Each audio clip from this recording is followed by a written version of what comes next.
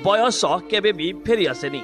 फूल भर्ती बैग भंगा साइकेल रे 75 वर्ष वयस्क वृद्ध अंटा नई आसुए तथापि साइकेल चढ़ी भंजनगर गलिकंदी रे जेतेबेले घर को घर बुली बुली फूल बिक्री करुथांती तांको उपरे मो नजर पड़गला और संगे संगे तांको पाखकु जाई तांको विषय रे जानिबाकू चेष्टा कली और जानिबाकू पाइली से होचंती 75 वर्षीय चंद्रशेखर भुआ।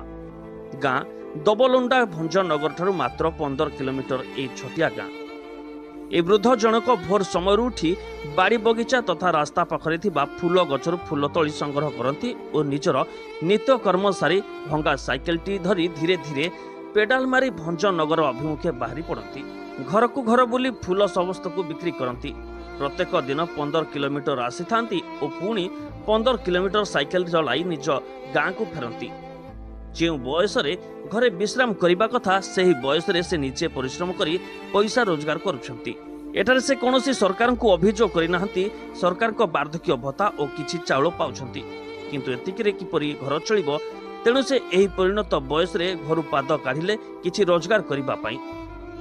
घरे जदि बसी रहिबे ताहेले रोग माड़ी बसिबो। तांको कहवा कथा फूल तोली बिकिबा कार्य से प्राय 15 वर्ष हेबो करि आछंती और एथिरे से निजकु संतोष अनुभव करती। तेणु एही वृद्ध वयस्कों ठारू गोटे कथा शिखिबाकू मिलला जे बयस कार्य करिबार मापकाठी नुहे। Ganjam Bhanjanagar Balaram Gaud report Odia news today.